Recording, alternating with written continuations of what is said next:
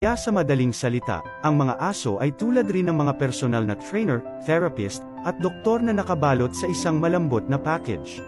Sino pa ba naman ang kailangan ng gym membership kung mayroon ka ng aso na laging handa na maglakad at mag-ehersisyo, di ba? At sa totoo lang, di mo na rin kailangan ng therapist kung mayroon kang aso na laging nandyan upang pakinggan ang iyong mga problema at magbigay ng walang kondisyon na pagmamahal.